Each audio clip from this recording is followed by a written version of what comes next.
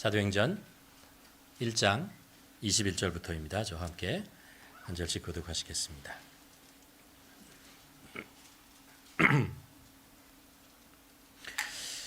(21절입니다) 이러므로 요한의 세례로부터 우리 가운데서 올려져 가신 날까지 주 예수께서 우리 가운데서 출입하실 때에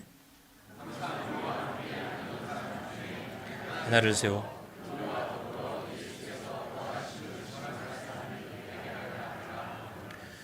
그들이 두 사람을 내세우니 하나는 바사바라고도 하고 별명은 유스도라 라고 하는 요셉이요 하나는 마띠아라.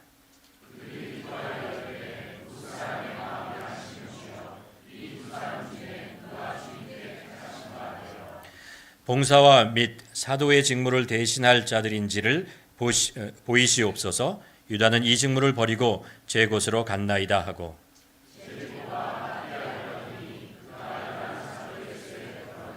함께 읽겠습니다. 오순절 날이 이미 이름에 그들이 다 같이 한 곳에 모였더니 아멘.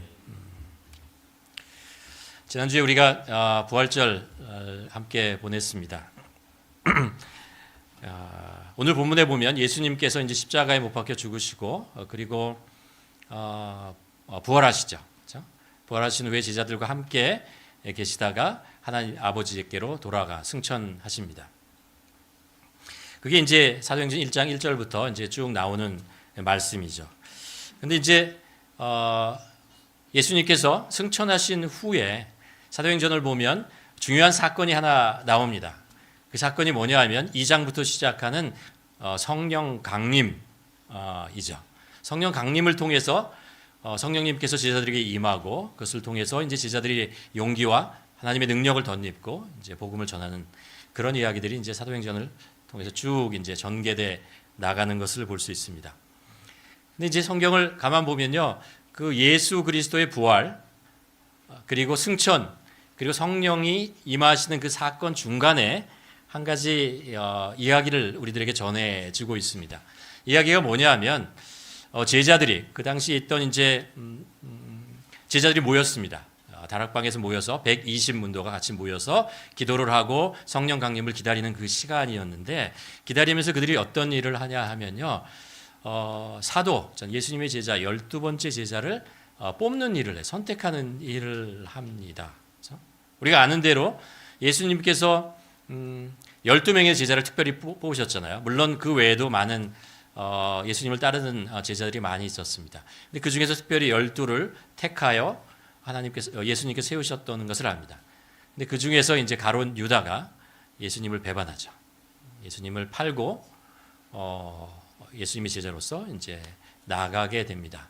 그러니까 그 이후로 예수님의 제자는 예수님이 선택하신 제자는 12이 아니고 11명이 됩니다. 이제 이 사건은 보면서 그 예수님의 제자들이 그리고 많은 사람들이 예수님께서 원래 의도했던 대로 12명, 12번째 한 사람을 우리가 좀 뽑아야겠다. 그러는 결정을 하고 이제 그 결정에서 진행하는 일들은 이제 오늘 본문이 기록하고 있는 거죠. 말씀을 이렇게 읽을 때마다 질문이 하나 있어요. 뭐냐면 왜 12일까? 11명 가지고는 하나님의 예수님께서 말씀하신 계획하셨던 일이 이루어지지 않는 것인가? 이런 생각을 하게 됩니다. 여러분은 어떻게 생각하십니까? 왜 꼭 12? 이런 질문을 하게 되는데 우리가 이제 이런 질문이 생기면 처음에 이제 성경 말씀을 통해서 그 질문을 한번 찾아보는 일들을 해야 되죠. 그렇죠? 성경 말씀에 보면 구약에 보면 하나님의 백성이 이제 이스라엘이 구성되는 과정에 보면 12지파를 세우는 것을 볼 수 있죠. 야곱 이후로 12아들로부터 하나하나 지파가 생기면서 그 12지파를 통해서 하나님의 백성이라고 하는 이스라엘 백성, 그 나라가 세워지는 것을 볼 수 있습니다. 거기에 하나님께서 나라를 구성하는 그런 방법이 나오죠. 또 신약에 가면 예수님께서 제자들을 뽑죠. 많은 사람들이 예수님을 따랐는데 그 중에서 특별히 12명의 제자를 세우고 그 12명을 통해서 믿음의 공동체를 세우고 복음이 세상으로 전파해 나가는데 중요한 역할들을 감당하게 합니다. 그 의미가 있죠. 12이라는 것이. 그래도 약간 질문이 있어요. 꼭 그래도 12인가라는 생각을 하면서 가만히 이 말씀을 묵상하며 제자들의 마음속에 어떤 생각, 어떤 믿음의 그들 공동체 내에 믿음이 형성되어 갔는가라는 것들을 가만히 묵상해 보면요, 이런 것 같아요.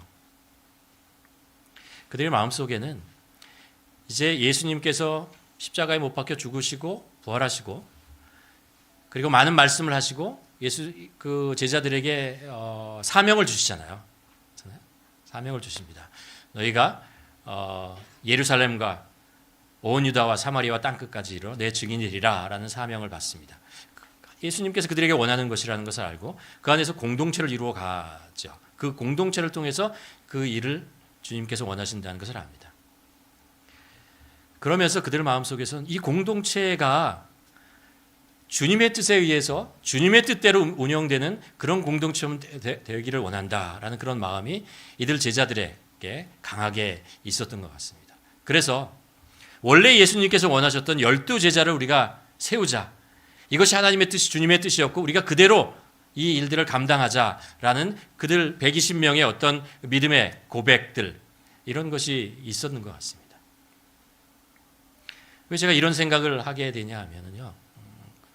우리가 그 신앙생활을 하다 보면 우리의 생각보다는요. 하나님의 말씀보다는 우리가 처해 있는 상황과 형편에 맞도록 하나님의 말씀을 좀 이렇게 바꾸고 싶은 때가 있어요. 이 하나님의 말씀이 좀 불편할 때가 있거든요. 그래서 우리의 상황이나 우리의 처지에 맞도록 이거를 약간 변형하면은 좀 더 우리가 좀 더 효율적이고 좀 더 우리에게 이익이 되고 좋을 것 같다 이런 생각을 할 때가 있어요. 그래서 하나님의 말씀을 약간 바꾸려고 하죠. 그런데 우리가 계속해서 상황과 형편에 따라서 하나님의 말씀을 이렇게 우리의 상황에 맞도록 변개하다 보면 계속 이렇게 나가다 보면 어느 날 믿음의 본질까지도 퇴색되어지는 것을 볼 수 있습니다. 이거는 믿음의 가장 소중하고 우리가 놓쳐서는 안 되는 것인데 이것마저도 손을 대고자 하는 인간들의 어떤 욕심 이런 생각들이 그 안에 지배적으로 형성되어지는 거죠. 이 120명의 이 제자들은 그러고 싶지 않았던 것 같아요. 하나님의 말씀을 100% 우리가 지켜낼지도 모르지만 우리들의 마음과 우리의 뜻은 계속해서 우리의 행동이나 우리의 생각이나 이것을 하나님의 뜻에 맞추자. 우리가 비록 이해되지 않을지라도 우리가 우리의 형편에 이것이 좀 불리할 것 같고 힘들 것 같지만 그럼에도 불구하고 우리가 하나님의 뜻에 우리가 순종하고 맞추는 것이 옳지 않느냐 이런 생각을 하게 된 거죠. 이것이 우리 현대를 살아가는 우리들에게 큰 도전이 됩니다. 우리도 자꾸 우리의 상황과 형편에 맞게 하나님의 말씀을 이렇게 해석하고 그것을 이렇게 적용하고 이렇게 하려고 합니다. 사실은 하나님의 말씀이 우리의 기준이잖아요. 캐논이라는 기준이잖아요. 우리의. 그리고 우리를 거기에 맞춰 나가야 되는데 나의 삶이라는 환경 속에 하나님의 말씀을 이렇게 맞추려고 하는 그런 일을 하다 보면 우리가 어느 때 하나님의 생각과 하나님의 뜻에 점점점 멀어지게 되는 그런 잘못을 범하게 됩니다. 조심해야 할 것 같습니다. 다시 오늘 본문으로 돌아가면 이 120명의 예수님을 따르던 다락방 제자들이 이제 12번째 사도를 다시 뽑는데 보면 굉장히 자세하게 설명하고 있어요. 어떤 식으로 그들이 12번째 사도를 뽑았는지를 우리가 이 상황을 통해서 이 본문을 통해서 우리가 알 수 있습니다.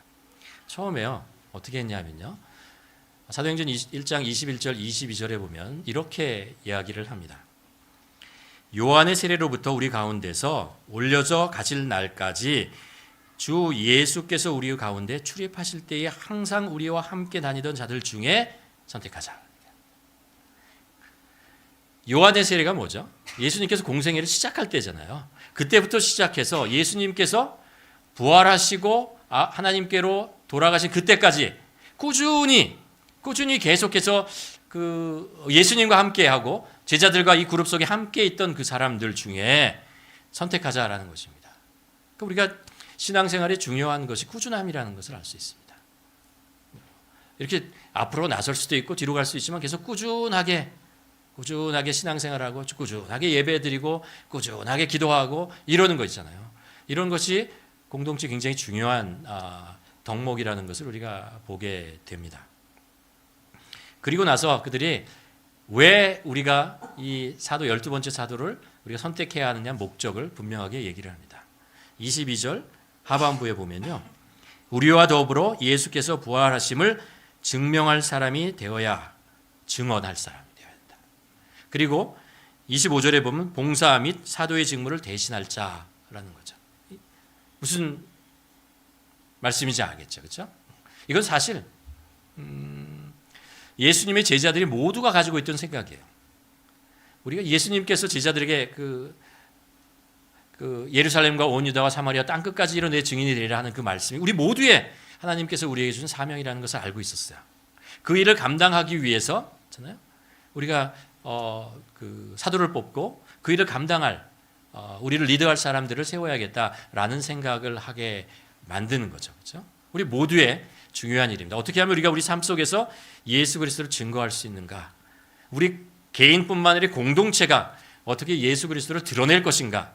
이런 것이 우리에게 가지고 있는 계속해서 우리의 머릿속에 맴돌아야 하는 삶의 어떤 목적이 되는 것이죠.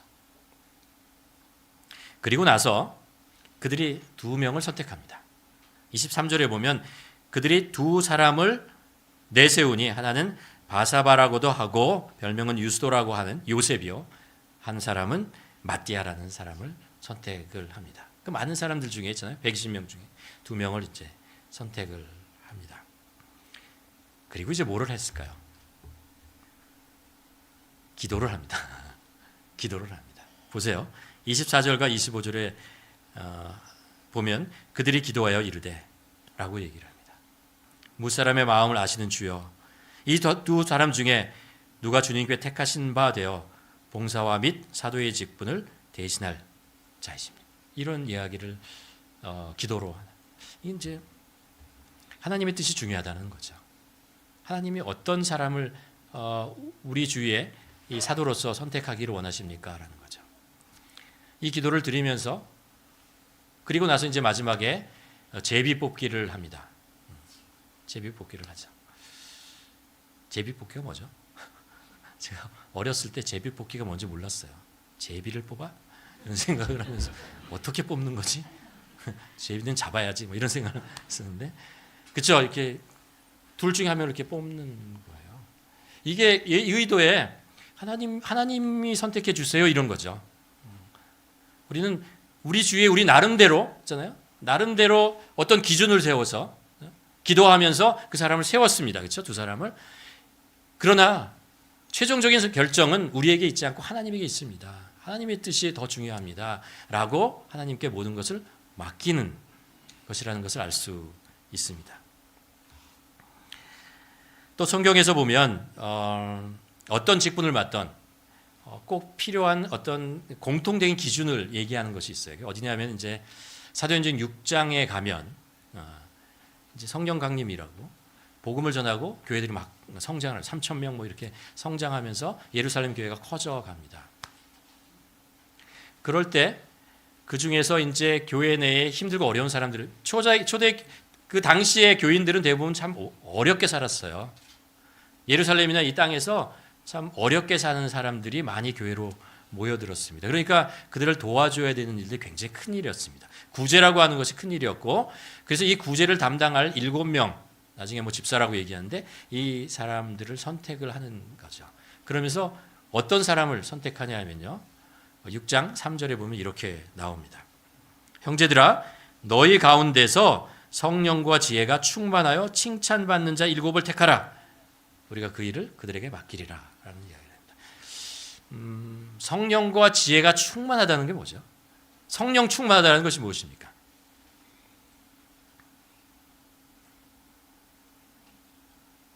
그렇죠? 맞아요. 성령이 그 안에 충만한 사람입니다. 그건 무슨 얘기냐 하면은 우리는 우리의 생각과 우리의 경험과 뭐 이런 것들이 많잖아요. 그것으로 충만하잖아요, 원래. 이게 우리들이잖아요. 그런데 그것을 다 내려놓고 하나님의 뜻으로 우리를 충만하게 채우는 하나님의 능력으로 우리를 채워내는 거죠. 성령님으로 우리에게 충만하게 채운다라는 것은 하나님의 뜻과 성령님의 지배하심 속에 우리를 다 맡기는 것입니다. 그럴 때 우리가 성령으로 충만해지는 것이죠. 그 이야기를 하고 있는 것이죠. 지혜롭다는 것은 무엇입니다? 비슷한 얘기예요.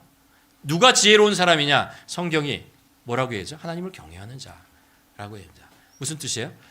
하나님의 뜻이 우리가 가지고 있는 어떤 지혜와 어떤 경험보다 더 뛰어나다라는 거예요.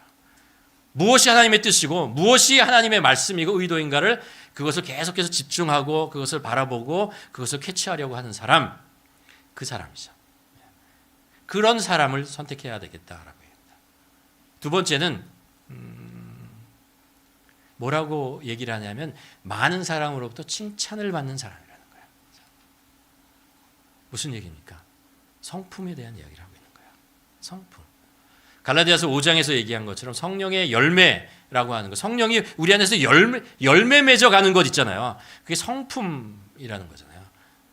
그 9가지 성령의 열매, 사랑, 희락, 화평, 오래 참음, 자비, 양성, 충성, 온유, 절제 있잖아요. 이런 것들이 있는 있잖아요. 그렇잖아요. 교회의 많은 일들은 있잖아요. 사람과 사람 인격의 만남입니다. 그렇죠? 그러니까 성품으로 일하는 거예요. 우리는 성품으로 사역을 하고 성품으로 사람들을 섬기는 것이다라는 것을 우리가 알고 있습니다. 그런 사람들을 택해야 한다라는 이야기를 하고 있습니다. 그리고 그렇죠. 이 모든 일들이 주님의 몸된 교회를 세워가는 것이라는 걸 그들은 알았습니다. 그래서 성경에 보면 어떤 이야기를 하냐면 섬긴다는 이야기를 굉장히 많이 하잖아요. 서번트, 종이다라는 이야기를 합니다. 이 서번트, 종의 섬김의 그 리더십 이런 말 많이 하잖아요. 근데 이게 이제 성경에 보면 예수님께서 보여주신 그거인데 세상의 리더십 책에서도 섬김의 리더십에 대한 이야기 정말 많이 합니다. 이게 딕테이트 하는 식으로 사람들을 이렇게 하는 게 안 된다는 것을 알아요. 사람들이 그런 식으로 정말 열심히 하지 않는다. 형식적으로만 하고 정말 열심히 하지 않는다는 게 사람에게 두려움을 줘서 일을 하게 하는 것으로는 진정으로 사람들을 기쁘게 할 수도 없고 효율을 얻을 수 없다는 것을 알아요. 그래서 섬김으로 해서 기쁨으로 그 일들을 감당할 수 있도록 도와주고 그렇게 하는 것, 그것이 리더의 자질이다라는 이야기를 하는 거죠. 우리는 리더는 그거죠. 성도님들이 예수 그리스도를 만나게 하는 거예요. 예수 그리스도를 만나고 예수 그리스도를 만나면요, 이런 일들은 그냥 이루어져요.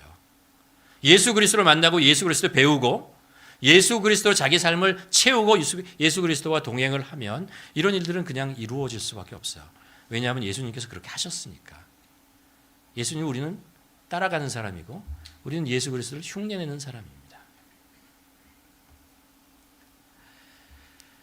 또 하나 말씀 속에서 우리가 배우는 것은요, 교회라고 하는 것은 리더의 크기만큼만 성장합니다. 교회는 리더의 그릇만큼만 성장합니다. 그릇이라고 하는 것은 리더의 성숙을 얘기하는 거죠. 성숙한 만큼 교회는 성숙할 수밖에 없어요. 그 이상이 되려고 하면 욕심이에요. 그렇게 되지 않아요. 그 사도행전 6장의 이야기가 뭐냐 하면 사도들이 12명이 있었어요. 12명이 있고 이제 초대교회 교회가 성장되고 이렇게 나아갑니다. 그런데 이 12명의 사도로는 이 교회를 도저히 감당하기가 어려워졌어요. 계속해서 문제가 생기는 거예요. 그래서 우리만 가지고는 안 되겠다라고 생각을 해서 더 이 일들을 그 중에서 어려운 사람들을 도와주고 그들을 섬겨줄 사람들이 필요하다는 것을 알게 됩니다. 그래서 6장에서 7명의 다른 섬길 수 있는 사람들을 세우게 되는 거죠. 그리고 그것을 통해서 공동체가 같이 기도하고 아까 얘기한 그것을 통해서 7명을 세웁니다. 세웠더니 어떤 일이 생기냐 하면요, 6장 7절에 보면 이런 말씀을 기록하고 있습니다.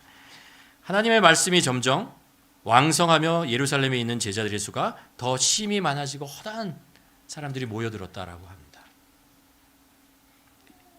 그러니까 이 공동체가 처음에 사도 12과 많은 사람들이었잖아요. 그리고 거기다가 7명의 집사들과 리더들을 세우고 그러면서 교회 리더십, 어떤 섬기는 사람들의 역량을, 교회 역량을 키워나갔습니다. 그랬더니 하나님께서 그 큰 그릇 위에, 성장한 커진 그릇 위에 하나님께서 예비하신 사람들을 거기에 부어주셨다는 거예요. 부어주셨다는 거예요. 여러분, 교회라고 하는 공동체가 성장하는 것은 하나님의 뜻에 의해서 이루어지는 것이고 하나님께서 하시는 것입니다. 그런데 하나님께서 언제 이 일을 행하시냐 하면은 교회 내에 그릇, 하나님께서 예비하신 사람들을 보내주시고 그 사람을 담을 수 있는 그릇이 준비되어 있을 때 하나님께서 보내주신다라는 것입니다. 그릇이 준비되지 않았는데 많은 사람들을 보내줘봐야 그릇이 담을 수가 없어요. 왔다가 사라지는 거예요. 왔다가 사라지고 넘쳐날 수밖에 없습니다. 그러니까 본문의 말씀을, 이 6장의 말씀을 보면 하나님의 그 초대교회를 성장시키는 방법이 어떻다는 것을 알 수 있어요. 이거는요, 안디옥 교회에 가서도 마찬가지예요. 안디옥 교회에서 복음을 전하고, 거기에서 교회가 생기잖아요. 그리고 바나바가 가고, 그리고 거기에 바울이 참여하고, 리더 그룹이 커지니까 거기서 계속해서 성장해 나가는 것을 알 수 있습니다. 하나님께서는 준비된 그릇 속에 하나님의 축복, 예비된 축복을 공급해 주십니다. 믿으십니까? 또 하나 여기서 기억하는 것이 뭐냐면요, 공동체에서 좋은 리더는 누가 만드는가라는 거예요. 리더 스스로 키워지는 것이냐, 만들어지는 거냐? 아니에요. 공동체가 만드는 것입니다. 공동체가. 그래서 우리가 리더십이라는 이야기를 하면서 팔로우십이라는 이야기를 합니다. 리더하는 사람과 팔로우하는 사람이 있는데, 따라가는 사람들이 있는데, 따라가는 사람들이 중요하다라는 거예요. 성숙한 공동체 내에 좋은 리더가 생깁니다. 교회가 이 공동체가 성숙하지 않은데 그곳에서 좋은 리더가 생길 수가 없어요.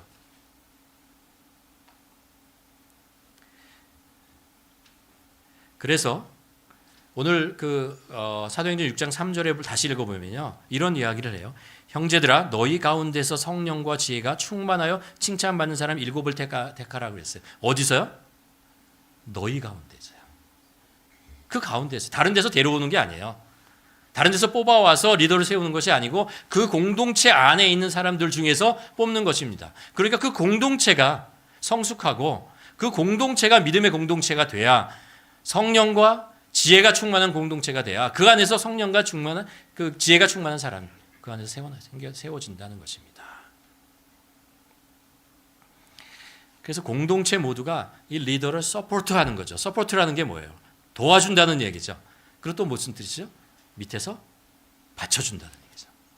받쳐주는 사람이 없는데 어떻게 리더가 쓸 수 있겠어요? 불가능해요.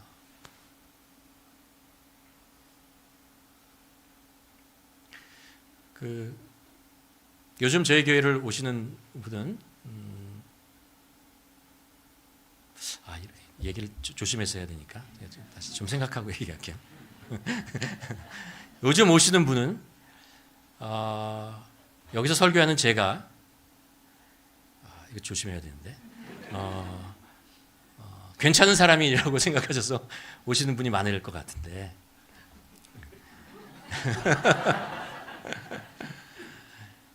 잘 모르겠어요. 네. 근데 10년 전으로 돌아가면, 제가 이제 목회를 한 지 15년 여기 교회에서 있는데 10년, 15년 전으로 돌아가면 지금과 비해서 확실하게 얘기할 수 있어요. 저 별 볼 일 없는 사람이었어요. 지금과 비교해서 정말 모자른 사람이었습니다. 근데 이 시간이 거치면서 그나마 지금까지 된 거예요. 근데 이 시간을 참아주고 저를 서포트해 준 분들이 있었어요. 저의 부족한 점이 있고 모자란 점이 있는데 그것을 계속해서, 그럼에도 불구하고 취업하고 계속해서 믿어주고, 그리고 함께 동역하고 도와주었기 때문에 지금까지 왔어요. 저는 알아요. 제가 정말 부족하다는 것을 알고, 제가 목회를 한 곳이 이곳밖에 없어요. 저는 그 전에 선교지회가 있었고, 그 전에 그냥 평신도 있다가 이렇게 왔어요. 그러니까 목회를 잘할 수 있는 어떤 훈련이나 이런 것들을 따로 목회자로서 훈련을 받은 적이 없어요. 평선자로 그냥 지내고 안수집사였고, 그러다가 신학을 했고, 그 다음에 선교사로 했고, 그 다음에 여기 신학을 하게 됐습니다. 그러니까 공동체가 저를 키워준 거예요. 저를 믿어줬고 그렇게 한 거예요. 마찬가지입니다. 마찬가지예요. 공동체의 리더는 그 공동체에 있는 사람들이 키워주는 거예요. 세워주는 것입니다. 도와주는 것이다라는 것입니다. 고린도전서 12장 12절에 보면 이런 말씀을 합니다. 사도 바울이 정말 교회가 무엇인지를 가르쳐줘요. 몸은 하나인데 많은 지체가 있고 몸의 지체가 많으나 한 몸과 같이 그리스도도 그러하니라. 교회라고 하는 것이요. 유기체라고 얘기해. 몸이라고, 조직이 아니고 몸이라고 우리들에게 가르쳐 주고 있습니다. 우리가 조직체라고 하면요, 어느 부서를 맡았다가 잘못하면 어떻게 해요? 여러분 사장님이시면, 그럼 어떻게 하겠어요? 아웃 그러죠. 나가. 그리고 그거에 맞는 더 유능한 사람들을 뽑아서 그 자리에 앉히지 않겠어요? 근데 교회는 유기체니까 애기 손가락이 마음에 안 든다고 이거 빼가지고요, 다른 누구 거로 껴주겠어요, 여러분? 이것이 연약하면 도와주고 그 힐링 될 때까지 참아주고 함께 고통을 겪고 그리고 건강해지도록 함께 나가는 것이, 그것이 유기체고 그것이 몸이죠. 사도 바울은 지금 그 얘기를 하고 있는 거예요. 같이 성장하고 같이 자라날 수 있도록 서로 기다려주고 협력하고 함께하는 것입니다. 그러니까 유기체라고 하는 것은 상하 구조가 아니에요. 위아래가 있는 것이 아닙니다. 그리고 어떤 유기체끼리 서로 이제 경쟁하는 것이 아닙니다. 서로 협력하고 도와주는 것이죠. 그게 사도 바울이 생각하는, 얘기했던 그 교회라고 하는 단체고, 사실은 하나님의 나라가 그렇게 이루어진다는 거예요. 하나님의 나라는 그런 식으로 세워진다라는 것입니다. 우리가 하나하나의 지체이고 지체가 각각의 역할을 감당하고 어느 것이 더 중요하고 어느 것이 덜 중요하다고 얘기하지 않고 서로 함께 협력하고 서포트하는 것이고, 한쪽이 약해지면 그 약한 쪽을 다른 쪽에서 감당해 주면서 그것을 다시 치유하고 회복할 수 있도록 도와주는 것, 그것이 교회로서의 하나님의 나라로서의 모습이다라는 것들을 우리에게 가르쳐 주고 있는 것입니다. 그리고 가장 중요한 게 뭐예요? 이 모든 일이 예수 그리스도의 몸을 세우는 일이라는 거예요. 예수 그리스도를 세우는 일이다 라고 우리에게 가르쳐 주고 있습니다. 우리의 목적이 분명해요. 교회의 사이즈를 키우는 것이 아니고, 교회에 무엇인가를 하는 것이 아니고, 예수 그리스도의 몸을, 예수 그리스도를 드러나게 하는 것입니다. 우리 안에 예수 그리스도가 높아질 때 그분이 우리의 삶 속에 한 사람 한 사람 속에 분명히 증거되고, 그리고 예수 그리스도와 동행하는 사람들이 많이 생길 것, 그것이 우리가 하고 싶은 것이고 하나님께서 우리에게 원하시는 것이라는 거죠. 저희가 지난 3월 23일 날 토요일 날 직분자 수련회를 지난주 토요일에 했습니다. 그래서 직분자의 역할이 무엇인가를 우리가 한번 생각해 보았습니다. 장로라고 하는 것이잖아요. 장로의 역할은 교회의 큰 그림 속에서 하나님의 뜻과 현 교회의 상황을 분별하고 판단하고 책임지는 역할을 하는 사람입니다. 안수 집사는요, 교회의 사역들을 이끌어가는 중추 역할을 하는 동력과 같습니다. 엔진 같은 거죠. 권사는 교회의 어머니입니다. 사랑의 마음을 가지고 연약한 자들을 돌보고 교회를 두루 사랑의 마음으로 섬기는 분들, 그분들이 권사 역할입니다. 오늘 우리가 그 직분자를 선출하는 날인데, 직분은 역할이에요. 어떤 역할을 주는 것입니다. 그렇죠? 아까 얘기한 장로, 안수집사, 권사 역할이죠.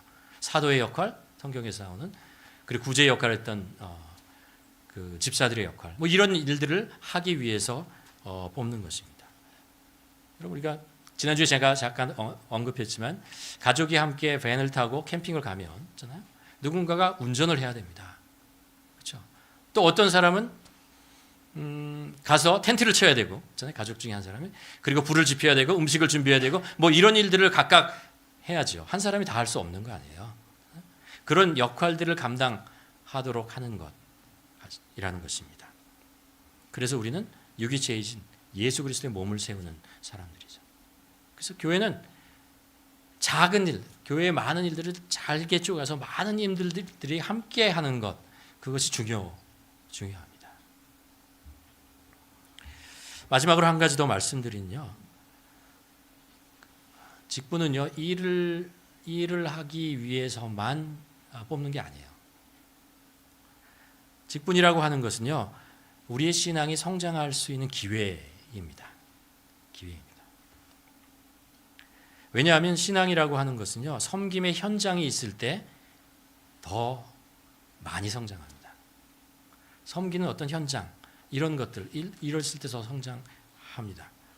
여러분 그렇잖아요. 우리가 아무리 뛰어난 운동선수라도요, 실제로 경기에 참여하지 않으면요, 그 실력 다 죽어요. 다 점점점 약해진다는 것을 알 수 있습니다. 믿음이라고 하는 것은 내가 할 수 있는 일만 하고 있을 때는 성장하지 않아요. 믿음이라고 하는 것은 내가 할 수 있는 것보다 10%, 15% 일, 좀 더 그런 일들을 감당하다 보면 힘들어지거든요. 내 능력으로 안 된다는 것을 알기에 하나님을 더 의지하게 되고 더 기도하게 되고, 그러다 보면 하나님의 능력이 내 삶 속에 이루어지고 하나님이 하셨다는 것을 고백하게 되는 거죠. 그게 신앙 아니에요. 신앙의 성장이라고 하는 것은 내가 교회 안에서 많은 일을 담당할 수 있는 어떤 경험과 어떤 기술이 생겼다라는 것이 아닙니다. 그것은 신앙의 성장이 아니에요. 신앙의 성장이라는 것은 하나님을 더 많이 의지하게 되었다라는 거예요. 하면 할수록 내가 부족한 것을 알게 되어서 하나님을 더 의지하고 더 기도하게 되어서 내 부족한 것을 하나님께서 채워가신다라는 것을 경험하는 것이 바로 신앙의 성장이에요. 성숙해 가는 거예요. 하나님이 일하시는구나, 하나님이 내 삶 속에서 이렇게 하시는구나 라는 것들을 경험하는 것이 신앙의 성숙이고 성장이라는 것입니다. 우리가 근육이 생길 때의 그 과학적 원리가 그렇다고 하잖아요. 내가 평소에 들 수 있는 만큼만 이렇게 들으면은 근육이 안 생기잖아요. 근데 그거보다 한 10%, 12%더 무거운 것을 들면 어떻게 되죠? 근육이 찢어져요. 실제로 찢어져요. 찢어지는 것을 몸이 그것을 회복시켜 줍니다. 그러면서 근육이 커지는 거죠. 그러면서 근육이 점점점 크게 생겨나는 거죠. 찢어지지 않으면 근육은 성장하지 않습니다. 자기가 평소에 들던 것보다 더 무거운 것을 들어야 됩니다. 그래야 근육이 생깁니다. 마찬가지로 우리 믿음인데도 그렇습니다. 내가 평소에 할 수 있는 것보다 좀 더 무거운 것을, 힘든 일들을 10%, 15% 힘든 일들을 도전해야 됩니다. 그리고 하나님께서 자꾸 도전을 시키세요. 왜요? 우리를 성장시키게 하기 위해서 그래요. 하나님을 더 의지하며 살아가게 하는 것입니다. 교회라고 하는 것은 뭐예요? 사실 우리는요, 세상에서 제자로 살아가는 사람들이잖아요. 세상 속에서 우리가 감당할 수 있는 것보다 더 큰 일들을 감당하게 되잖아요. 더 어려운 일들, 상황들을 우리가 경험하게 되죠. 그때 우리가 그것을 어떻게 감당하겠어요? 믿음으로 감당해야죠. 교회라고 하는 것은 그 믿음으로 감당하는 그 역량, 믿음의 근육을 키워가는 어떤 프랙티스, 연습을 할 수 있는 곳입니다. 그래서 우리가 교회 안에서 그것을 연습하다 보고 내가 할 수 없는 것, 사람들의 관계나 아니면 일들이나 그것을 우리가 연습하고 하나님을 더 의지하는 것을 경험했을 때, 더 기도하는 것을 우리가 알게 됐을 때, 세상 속에서 실제로 우리가 살아야 되는 그 삶의 현장 속에서 그런 상황이 했을 때 우리가 그동안 우리가 가지고 있던 성정으로 하지 않고 우리의 능력으로 안 되니까 포기하고 다른 길을, 새 길을 찾는 것이 아니고 하나님의 뜻에 함께 맞게 그 일들을 감당할 수 있는 이곳에서 키워온 그 근육, 믿음의 근육을 가지고 이곳에서 대처하기 위해서 우리가 이곳에서 연습하는 거죠. 어떻게 보면 교회라고 하는 것은 실제 상황이 아닐 수도 있어요. 우리의 실제 상황은 어디예요? 우리는 세상이에요. 세상에서 그리스도인으로 살아가는 것이 우리의 삶의 현장이고 하나님이 원하시는 거라는 거예요. 그거에 대한 필요한 신앙을 우리가 이곳에서 훈련하고 배워야 합니다. 그래야 세상 속에 나갔을 때 그 일들을 감당할 수 있는 것입니다. 직분이라고 하는 것은 그런 의미를 가지고 있습니다. 내가 나 스스로에 대해서 무너지고 하나님을 향해서 하나님 때문에 다시 세워지는 것, 그것을 경험해야 됩니다. 내가 무너져야 돼요. 내가 무너져야 돼요. 그래야 우리가 하나님으로 다시 설 수 있어요. 내가 무너지지 않으면 하나님으로 쓸 수 없어요.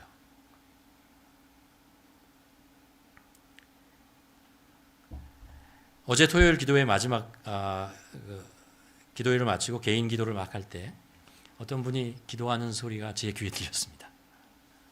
제 기도를 안 하고 남의 기도를 듣는 그분이 이렇게 얘기했습니다. 기도하는 게 들렸어요. 일하는 자가 되기 전에 예배하는 자가 되게 하시고 말하는 자가 되게 기도하는 자가 되게 하여 주시옵소서. 우리에게 필요한 것은 이것입니다. 하나님께서 하신다는 것을 경험하자. 우리가 믿음을 갖는 이유가 그거잖아요. 하나님이 하시는 것을 경험하고 싶잖아요. 하나님이 내 삶의 주인이 되고 내 삶을 인도하시는 것을 우리가 경험하고 싶잖아요. 그러기 위해서 우리가 믿음의 길을 가는 것이죠. 말씀을 정리하면서 다시 본문으로 돌아가면요. 사도행전 1장에서 이제 12번째 제자를 선택을 합니다. 그리고 그들은 제비를 뽑아요. 그리고 마띠아를 껐습니다. 그 이유가 뭐예요? 아까 말씀드린 대로 우리가 뽑지 않았습니다. 하나님께서 선택해 주셨습니다. 그래서 우리가 이분을 12번째 사도로 우리가 인정합니다. 받아들입니다. 라고 얘기하는 거죠. 하나님이 선택하셨다는 거예요. 하나님께서 선택하셨다. 그리고 나서 1장이 끝납니다. 그리고 바로 2장 1절이 시작하는데 뭐라고 시작하냐면 그러죠. 오순절 날에 이미 이름에 그들이 다 같이 한 곳에 모였습니다. 그때 어떤 일이 생긴다고요? 성령님께서 강림하십니다. 그들이 그 공동체가 하나님의 성령 강림을, 성령님의 오심을 준비하고 예비하고 기도하고 그것을 그릇을 만들어 놓았을 때 하나님께서 그 안에 성령님을 보내주시고 그 안에 큰 부흥을 이루어 가시는 것을 볼 수 있습니다. 하나님께서 우리에게 원하시는 것이 그거예요. 우리가 우리의 믿음의 크기를 자꾸 넓혀가야 됩니다. 하나님을 더 의지하는 것을 훈련하고 연습하고 나아갑니다. 그래서 우리가 그릇을 만들었을 때 하나님께서는 그곳에 하나님의 좋은 것들을 우리에게 부어주신다는 거예요. 복을 주시고 은혜를 주시고 우리 교회에 새로운 성도님들을 보내주시고 하실 것입니다. 여러분의 개인의 삶도 마찬가지입니다. 준비된 자에게 하나님의 축복이 머뭅니다. 준비된 교회에 하나님의 축복이 임하게 됩니다. 여러분 우리가 성경을 통해서 우리에게 하나님께서 일하시는 것들을 이렇게 계속 보여주잖아요. 이것을 통해서 우리가 정말 믿음으로 주님 앞에 나아가고 우리가 오늘 직분자를 세우는 것도 있잖아요. 하나님께서 세우실 분이었으면 좋겠고요. 우리가 함께 기도하며 그분이 하나님께서 그분을 세우셨습니다. 라는 우리 안에 그분을 리스펙트하고 서포트하는 그런 성숙한 공동체가 되기를 주님의 이름으로 간절히 축원합니다. 우리 기도하시겠습니다. 이 시간에 한번 우리의 믿음을 주님 앞에 내어놓으며 기도하기를 원합니다. 하나님께서는 우리의 신앙이, 우리의 믿음이 성장하기를 원합니다. 그래서 우리에게 우리 삶 속에 도전을 주십니다. 믿음의 도전을 주십니다. 우리가 그것을 하나님께서 나를 세우시고 우리 공동체를 성장시키기 위해 성숙하게 하시기 위한 하나님의 뜻인 것을 우리가 기억하기를 원합니다. 그래서 그 하나님의 도전 앞에, 하나님의 일하심 앞에 우리가 순종하며 주님의 뜻에 순종하겠습니다. 그렇게 주님과 함께 동행하는 저희들 되게 하여 주시옵소서. 저희 공동체 되게 하여 주시옵소서. 그래서 우리의 믿음의 크기를 키워나가며 역량을 키워나갈 때 하나님의 우리에게 채워주시는 그 복과 은혜를 우리가 놓치지 않고 온전히 담을 수 있는 우리들 될 수 있도록 도와주시옵소서. 함께 기도하시겠습니다.